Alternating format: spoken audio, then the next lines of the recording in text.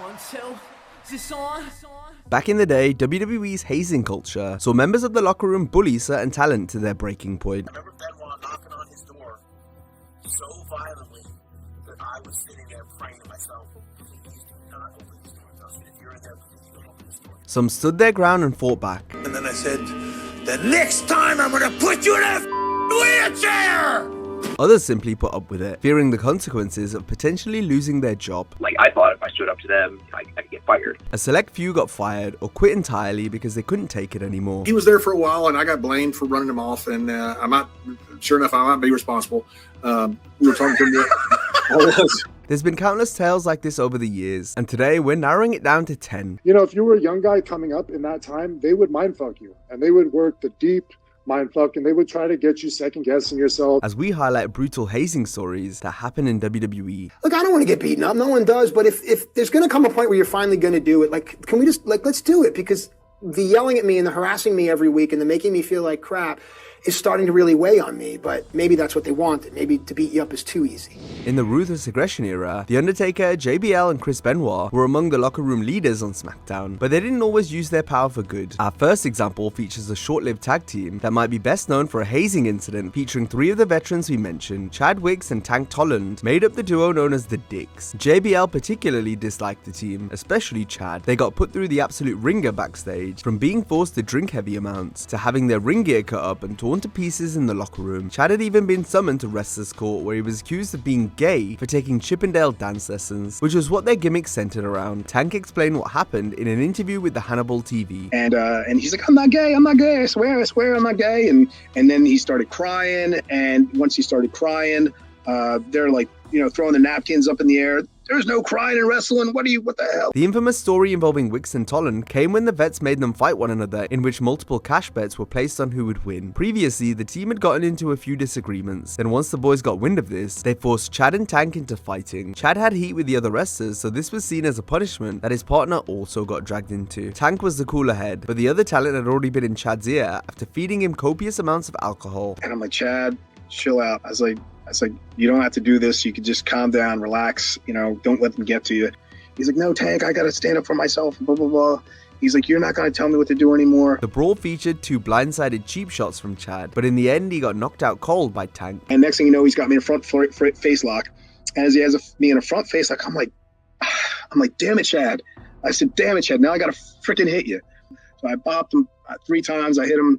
First shot was right in the lip, put his teeth through his lip. Second shot, I broke his nose. Third shot, I hit him right in the eye. Tank was given a hero's applause by the boys after winning the scrap. Wicks and Tolland were ultimately released for the fight they were goaded into having. Chad handled the ribbing poorly, and his complaining and reactions to it made Tank Tolland, aka James Dick, feel like he was putting their jobs in jeopardy. It led to a fight between them, during which Tolland punched Wicks. While there was a small chance Tolland might have been spared, even if Wicks were released, the fight put WWE management in a tough spot because they couldn't justify firing the guy who got punched and not the wrestler who did the punching. Around the same time, or slightly before Wicks and Tolland were getting pelters, Palmer Cannon was suffering a similar fate. The usual suspects, Layfield and Benoit, were at play again here. Their hazing became so much that Cannon walked out during a European tour and flew himself home, quitting WWE in the process. Mike Bucci, formerly known as Nova, and Simon Dean described what happened in an interview with the Hannibal TV. He had a lot of ups and downs, Palmer, mentally, behind the scenes, like cracking him.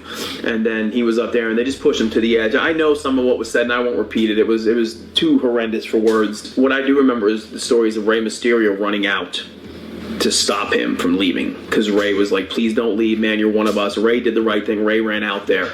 And I'll never forget, I woke up in the middle of the night to a text message. He said, hey, Nova, it's Palmer. I'm on my way back. They got me. Palmer has only ever spoken once publicly on the matter. In a web interview, he said that 6 months of torment culminated in him calling it quits. Cannon says he was a quiet guy who never broke any rules in WWE. It was simply a case of wrong place, wrong time. Palmer says he left with his dignity intact and received numerous calls from members of the roster supporting his decision. JBL addressed what went down on the Something to Wrestle podcast. And I could be a dick when I drink, admittedly, and maybe it's too strong. I'm not used to guys that, I don't want to say feelings hurt or whatever it is, whatever happened. If I'm a dick, I'm a dick. But we ball busted all the time, all the freaking time. We did that to everybody, and then all of a sudden the world changed, and all of a sudden now people didn't take it the same way, and that was part of it. We were just ball busting. Here, Layfield admits he was responsible for Cannon quitting. He was there for a while, and I got blamed for running him off, and sure enough, I might be responsible. We were talking to Numerous other wrestlers have faced the brunt of JBL, including Chris Masters. On his first tribute to the Troops tour in 2005, the Masterpiece was paired in a group with Bradshaw. The Texan barely gave Chris a moment's rest and was awful to him non-stop. Masters discussed Layfield's constant prodding in an interview with the Hannibal TV. JBL just tortured me the whole trip. I mean, he really, just bullied me and trash talked me and really just was all up in my head. And yeah, it was difficult. Given how new and green he was to the business, Chris was walking on eggshells, not wanting to get heat or tick anyone off. Masters went on to say how guys like Bradshaw and Bob Holly would strike fear into the younger wrestlers. This was done to break them down emotionally and see how they respond. If you were a young guy coming up in that time, they would mindfuck you, and they would work the deep mindfuck, and they would try to get you second guessing yourself and to lose your confidence. They felt it was their job to test you and make sure that you got the right goods or that you got thick enough skin. Masters also talks about an incident that happened a year or two later where JBL tried to mess with him again, but this time the Masterpiece gave it right back. JBL tried to single me out again like he'd done the year before in Afghanistan. That I was finally like, what, I'm not, I don't want to, I'm a man first. And I'm not going to freaking sit here and let somebody fucking just walk all over me. I don't remember specifically what I said, but he said something to me and I just fired right back at him. It was stiff. They had no issues from that point forward. Now we'll look at the case of Matt Striker. Undertaker, Benoit, and JBL are involved again. But this time it was only Bradshaw that did the out-and-out hazing. Taker and Chris instead showed respect to Striker, who in turn had to stand his ground against JBL upon being tested. Striker had first appeared on both shows after joining WWE. He got heat backstage for saying that moving from Raw to SmackDown was like going from college to high school.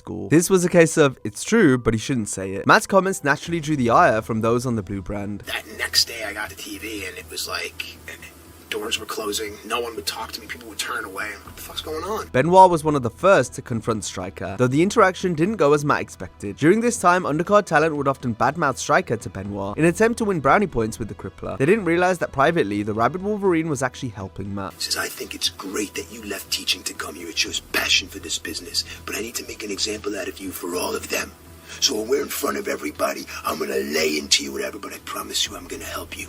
Chris later invited Striker back into the locker room after he'd been kicked out for his initial comments. JBL, on the other hand, wasn't so forgiving. Look, I don't want to get beaten up. No one does. But if there's going to come a point where you're finally going to do it, can we just, let's do it? Because the yelling at me and the harassing me every week and the making me feel like crap is starting to really weigh on me. But maybe that's what they wanted. Maybe to beat you up is too easy. During a European tour, Bradshaw got boozed up and demanded Matt get out of bed and speak with him in front of everyone at the hotel bar. Bradshaw's drinking and he's going on and on and on, and the big thing was, are you a piece of shit? No, I'm not. Oh, so I'm a liar then? No, you're not. Oh, then you're a piece of shit. No, I'm not. Well, yeah, I'll go outside. I'll kick your ass right now. He says it, and I thought to me, beat me up. I'll go back up to my room, and everything will be fine. So I didn't realize he didn't get up, but I did. It looked like I was standing to fight, and he wasn't. And he just sat back in his chair and didn't say, fuck, you're not fucking worth it. The next day, Striker was greeted by Taker, who said he respected Matt for how he handled the confrontation with JBL. Now with the Phenom seal of approval, Striker wasn't bullied again. The Miz's story is similar to Striker in that he was a newcomer that ticked people off backstage. JBL would tear into Miz on commentary, which was odd given how they were both heels. In reality, Bradshaw didn't like the reality TV star, so he made it known on the air. This is your reality television. Welcome to Armageddon, jackass. Now take your mohawk and leave my company. Miz is just an idiot. I'd rather have a root canal than sit here and watch Miz. The wrestling gods must hate me. Perhaps he should find a way to end his life. That would make me happy. All professional wrestling aside, I personally hate him. I wish he was gone soon. I hate him. I actually, in real life, hate him. The Miz was later kicked out of the locker room by Benoit for eating a piece of chicken over referee Scott Armstrong's bag. All of a sudden I hear, And I get literally yelled at worse than I've ever been yelled at in my entire life. It was brutal, man. Like, it was one of those situations where, like, I wasn't allowed in the locker room, so if I had to use a restroom, I had to use the one that all the fans would be using. After 6 months of being exiled from dressing with the wrestlers, The Miz was allowed back into the locker room by The Undertaker. This came off the heels of a good match they had together on SmackDown. He gave me kind of the seal of approval to others. And once that happened, the ride started going up. Ring announcer Justin Roberts has detailed the hell he went through at the hands of Layfield and Benoit. There was no way out, even if I approached them and asked them about what I could do. I mean, I would off the record ask guys, what should I do? Just don't sell it. Just don't sell it. That's really all they would tell me is just don't sell it. I feel like I tried everything, but nothing worked. Non-wrestlers were an easy target for them, because in their eyes, a ring announcer was less likely to stand up for themselves, especially someone young like Roberts, who loved wrestling and was living out his dream. But when you're a 22-year-old who worked their butt off to get there and didn't want to make any waves and didn't want to do anything to upset anyone, I didn't realize back then that the higher-ups would have loved that if I stood up to them. I thought if I stood up to them, I could get fired. Simon Dean tells a story where Bradshaw and Chris once hunted down Roberts' hotel room and tried to get him to come out, but there was no answer. I remember Benoit knocking on his door so violently that I was sitting there praying to myself, please do not open this door, Justin. If you're in there, please. Justin had heat with them because he couldn't throw t-shirts far enough in the crowd at live events. During a European tour in 2005, Roberts' passport was stolen from the bag by one of the boys. This meant he couldn't board a flight with the rest of the crew. Justin then had to stay behind and get a new passport. He believes JBL was involved because John had tried to coerce other wrestlers into carrying out the deed. Morrison came forward and said, yeah, he had asked me and my partner to do it, and we didn't. So, I've heard who it probably was, but, I'm not going to repeat that because I don't know for sure. Once Justin got back to the US, Vince McMahon greeted him with a snide remark about the incident. That could have easily been stopped by management because management was well aware of what was going on, and it wasn't. Management there wasn't the type to say, we don't allow that kind of thing here. It was more like, that's great. The next time Roberts rode with the roster, he hid out in the airport away from everyone so that nobody messed with him. In his book, Justin talks about how he was driven to tears by Bradshaw. The Texan called him names, threw his belongings around, and even kicked him off the talent bus. JBL responded to these accusations on Twitter in 2017, where he shared his disdain for Roberts. Roberts has said the locker room culture didn't start to improve until after JBL left in 2009. Justin and others have also cited a specific moment which caused Bradshaw to change his ways. That being when Joey Styles cleaned Bradshaw's clock in 2008 during a tour of Iraq. This was after Layfield had been harassing Styles for the entire trip, calling him names and at one point pouring a drink on him. Whilst on the flight home, an intoxicated JBL grabbed Joey, which infuriated the ECW original. In an interview with the Wrestling Classic, Shad Gaspard revealed all regarding the scuffle. And he's looking at Joey, and he starts saying something, and then Joey goes to get up, and Bradshaw just grabs him and rams him back in the chair, and is like, "You piece of shit, I beat your ass."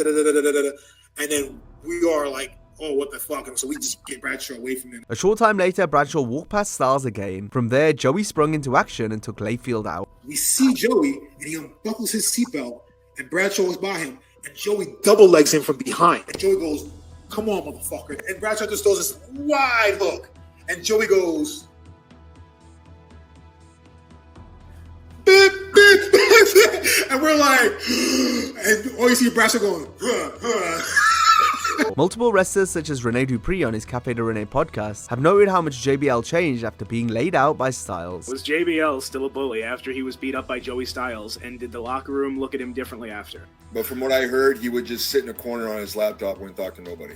How do you recover from that psychologically? I feel like there was a bully that needed to be, but it was cool. I mean, he's very humble now. Yes. Now that he's commentating and putting the shit over that he can't do, he's like... Unlike Joey, Howard Finkel was a bullied non-wrestler who never fought back. For many years, Finkel was the butt of jokes, which came courtesy of the wrestlers, announcers, and higher-ups. On the Wrestling Observer site, Lance Storm told a story to Dave Meltzer, where the Fink was sent to wrestlers' court for flinching on a slap given to him by one of the women. Lance was able to intervene, but he already had heat on account of just coming in from WCW. She had to go to wrestlers' court, and they just harassed poor Howard and made him cry, like literally made him cry. And Lance thought it was horrible, and then he felt bad because he didn't speak out. Storm also didn't drink alcohol, which could have landed him in trouble with the Wrestlers Corp had he upset them in any way, because as we've seen, the locker room bullies were looking for any reason to prey on talent they deemed as weak. There were some, but they were harassed pretty bad if they didn't drink.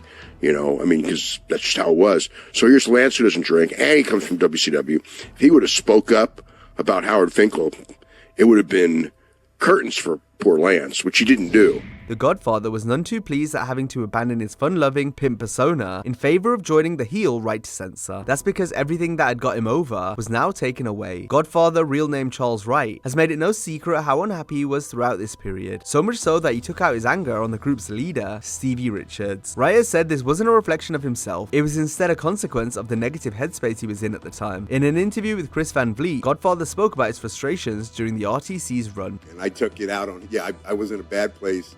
I was in a real bad place, man, and I blamed him. A pre-taped segment nearly went awry after Richards was hesitant to slap Godfather. That's because Wright was taunting Stevie for real, warning him about the potential consequences if he slapped him. I told him, you smacked me, and I told him what I was going to do to him if he smacked me. He wouldn't slap me, and Shane kept getting so mad at him, but he never slapped me, man. But it was stuff like that.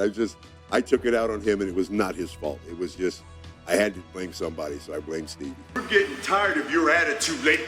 Mr. Cooper, desperate times call for desperate measures.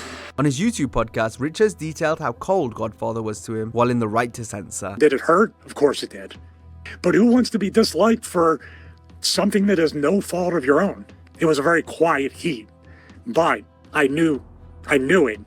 And what could I have said to him to make it better? Stevie understood why, but from Richard's perspective, it wasn't fun showing up to work and being ostracized each week. That's despite the fact Stevie and the RTC were among the biggest heels on the show. Politically though, there was nothing Richards could do. He already had backstage heat for reasons that were never told to him directly, so imagine the firestorm if he'd actually spoken up. Let's close things out with a brutal and dangerous ribber, that being the Dynamite Kid. They got in the habit of defecating in the suitcases of people they didn't like. Dynamite decided to target Jock Rougeau. The Englishman was known for his hard reputation, while Jock was not considered a fighter or tough guy. This meant Dynamite constantly tormented Rougeau until it all became too much. Jock wanted to complain to Vince, but once Dynamite found out about his plan, he beat the hell out of Rougeau backstage. So Dynamite walked in on Jock and just slapped him and knocked him off his chair. Basically, we almost knocked him off. And then he kept punching me and kicking me in the face when I went down, and he said, "You're gonna tell Stu? He's gonna tell Vince McMahon, you're gonna stooge on me." Jacques knew that, his cred in the locker room was gone. He had to get it back or he was going to have to leave. In a similar vein to Joey Styles earlier, Jock knew the only way to stop the hazing was to stand up for himself and get revenge. He did this by knocking Dynamite's lights out, armed with a fistful of quarters. And then I said, "The next time I'm gonna put you in a wheelchair!" And Dynamite was just trying to get his hands up and block. And Jacques was just picking his shots, man. Look at all the people that Dynamite hurt on purpose. And he got revenge for all of those people that didn't have the guts or had too many brains to do something about it. The bully had now become the bullied. Dynamite became emotionally broken, just like how he'd made Jock feel. Jock further threatened Dynamite by spreading rumors in the locker room about how the Rougeau family had ties to the mafia. This resulted in Dynamite quitting WWF and selling his house. So when I stood up for myself, and then they quit the business right after, and when he took the beating, 2 weeks later he quit the business, and the Dynamite Kid, he just pulled out of WWF. And he said he saw an envelope, and inside of it had a picture of our house. If there's any retaliation, like anything, your family's gonna be dead. Now if you enjoyed this video, be sure to check out our similar video on 10 brutal WWE pranks that went way too far. Hope you have a great day, and I'll see you next time.